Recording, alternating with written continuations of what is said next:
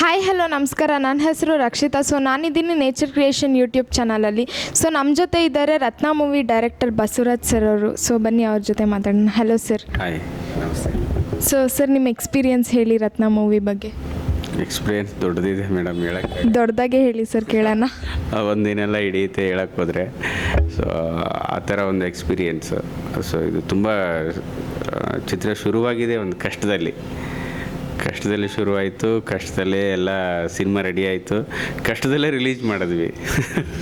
Okay sir, ನಿಮಗೆ ಈ movie story ಹೇಗೆ ಐಡಿಯಾ ಬಂತು ಸರ್ ನಿಮಗೆ? ಸೊ ಆ ಸ್ಟೋರಿ ಹೇಗೆ ಐಡಿಯಾ ಬಂತು ಅಂದರೆ, ಇವಾಗ ನೀವು ದೊಡ್ಡ ಫ್ಯಾನ್ ಆಗಿರ್ತೀರ ಅಂತ ಇಟ್ಕೊಳ್ಳಿ, ಅಥವಾ ನೀವು ಫ್ಯಾನ್ಗಿಂತ ನೀವು ಅವ್ರನ್ನ ತುಂಬ ಇಷ್ಟಪಡ್ತಿರ್ತೀರ.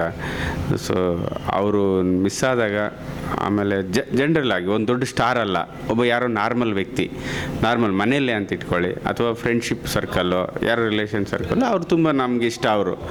ಸೊ ಅವರು ಮಿಸ್ ಆದಾಗ ನಮಗೆ ಹೇಗಿರುತ್ತೆ.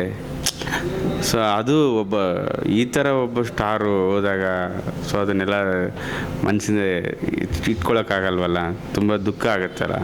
ಸೊ ಆ ದುಃಖಗಳು, ಆ ವೇದನೆಗಳನ್ನು ಆಚೆ ಹಾಕಿದ್ದೀವಿ. ಅದು ಬಿಟ್ಟರೆ ಅಪ್ಪು ಸಾರ್ಗೆ ಮತ್ತು ಫ್ಯಾನ್ಸ್ಗೆ ಏನು ಕನೆಕ್ಟ್ ಇದೆ ಅದನ್ನು ತೋರಿಸಿದ್ದೀವಿ. ಫ್ಯಾನ್ಗಳನ್ನು ಅಪ್ಪು ಸಾರ್ ಎಷ್ಟು ಇಷ್ಟಪಡ್ತಿದ್ರು ಅದನ್ನು ತೋರಿಸಿದ್ದೀವಿ. ಆಮೇಲೆ ಅವರು ಕೆಲಸ ಕಾರ್ಯಗಳು, ಅವ್ರ ಸಾಧನೆಗಳನ್ನು ತೋರಿಸಿದ್ದೀವಿ. ಸೊ ಆ ಚಿತ್ರ ನೋಡಿದಾಗ ನಿಮ್ಗೆ ಅನಿಸುತ್ತೆ. ಓಕೆ ಸರ್, ಈ ಶೂಟಿಂಗ್ ಎಲ್ಲ ಎಷ್ಟು ದಿನ ನಡೀತು ಸರ್? ಸೊ ಒಂದು 32 ಡೇಸ್ ಶೂಟ್ ನಡೆದಿದೆ. ಸೊ ಹೊಸಪೇಟೆ, ಹಂಪಿ, ಮತ್ತು ಆ ವಿಲೇಜ್ ಇದೆ ಒಂದು ಹೊಸಪೇಟೆ ಸುತ್ತಮುತ್ತ, ಆಮೇಲೆ ಬ್ಯಾಂಗ್ಳೂರು, ಕೆಲವು ಸ್ಟುಡಿಯೋಗಳಲ್ಲಿ, ಕೆಲವು ಔಟ್ಕಟ್ಸ್, ಸೊ ತುಂಬ ಕಡೆ ಎಲ್ಲ ಶೂಟ್ ಮಾಡಿದ್ದೀವಿ. ಓಕೆ ಸರ್, ನಿಮ್ಗೆ ಶೂಟಿಂಗ್ ಡೇಸ್ ಹೇಗಿತ್ತು ಸರ್? ನೀವು ಶೂಟಿಂಗ್ ಮಾಡಬೇಕಾದ್ರೆ ಹೇಗಿತ್ತು ಸರ್? ತುಂಬ ಚೆನ್ನಾಗಿತ್ತು. ಆಮೇಲೆ ಎಲ್ಲರೂ ಒಂಥರ ಹೊಂದಾಣಿಕೆ ಮೇಲೆ ನಡ್ಕೊಂಡು ಹೋಗ್ತಾಯಿದ್ರು.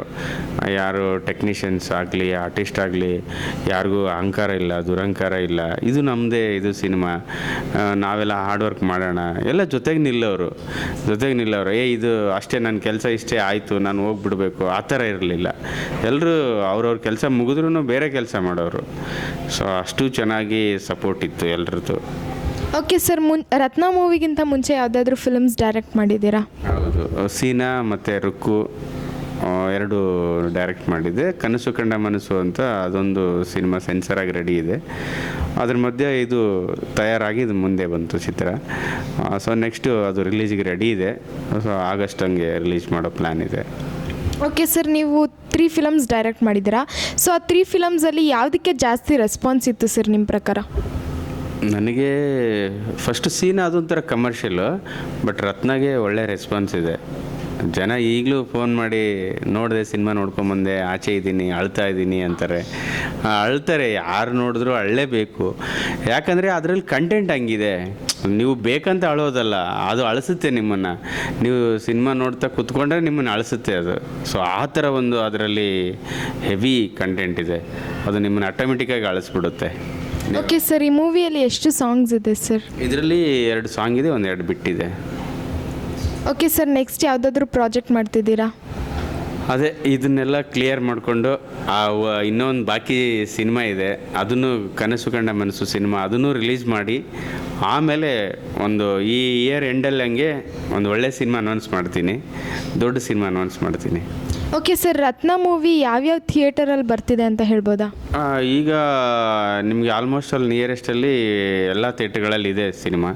ಸೊ ದಯವಿಟ್ಟು ಮಿಸ್ ಮಾಡ್ಕೋಬೇಡಿ, ಎಲ್ಲರೂ ಹೋಗಿ ಸಿನಿಮಾ ನೋಡಿ. ಮತ್ತು ಕಂಟಿನ್ಯೂ 2ನೇ ವಾರಕ್ಕೆ ಕಂಟಿನ್ಯೂ ಆಗ್ತಾ ಇದೆ ಸಿನಿಮಾ, ಎಲ್ಲ ಕಡೆಯೂ ಸಿನಿಮಾ ಇರುತ್ತೆ. ಸೊ ದಯವಿಟ್ಟು ಹೋಗಿ ಸಿನಿಮಾ ನೋಡಿ, ಮಿಸ್ ಮಾಡ್ಕೋಬೇಡಿ. ಯಾಕೆಂದರೆ ಇವಾಗಿನ ಪರಿಸ್ಥಿತಿಗಳಲ್ಲಿ ಸಿನಿಮಾ 1 ವಾರಕ್ಕೆ ಎಲ್ಲ ತೆಗೆದಾಕ್ಬಿಡ್ತಾರೆ. ಒಳ್ಳೆ ಸಿನಿಮಾ ಅದು ಜನರಿಗೆ ರೀಚ್ ಆಗೋಷ್ಟೊಳಗಡೆ ತೆಗೆದಾಕಿರ್ತಾರೆ. ಸೊ ನಾವು ಹೇಗೋ ಹಂಗೆ ಹಿಂಗೆ ಮಾಡಿ ಕೆಲವು ಥಿಯೇಟ್ರ್ಗಳಲ್ಲೆಲ್ಲ ಸಿನಿಮಾ ಇಡೋಣ, ನೋಡೋಣ, ಇನ್ನೂ ಜನ ಬರ್ತಾರೆ ಅಂತ ಒಂದು ನಂಬಿಕೆ ಮೇಲೆ. ಸೊ ನಿಮಗೋಸ್ಕರ ಥಿಯೇಟ್ರ್ಗಳಲ್ಲಿ ಮತ್ತೆ ಸಿನಿಮಾ ರತ್ನ ಇರುತ್ತೆ, ದಯವಿಟ್ಟು ಮಿಸ್ ಮಾಡ್ಕೋಬೇಡಿ, ಬಂದು ನೋಡಿ ಅಂತ ಕೇಳ್ಕೊತೀವಿ. ಸೊ ಓಕೆ ಸರ್, ರತ್ನ ಮೂವಿ ರಿಲೀಸ್ ಆಗಿರೋದು ನಿಮ್ಗೆ ಎಷ್ಟು ಖುಷಿ ಇದೆ ಸರ್? ತುಂಬ ಖುಷಿಯಾಗಿದೆ. ತುಂಬ ಖುಷಿಯಾಗಿದೆ ಮೇಡಮ್. ನಮಗೆ ರಿಲೀಸ್ ಅನ್ನೋದೇ ಒಂದು ಹಬ್ಬ ಅಲ್ವಾ?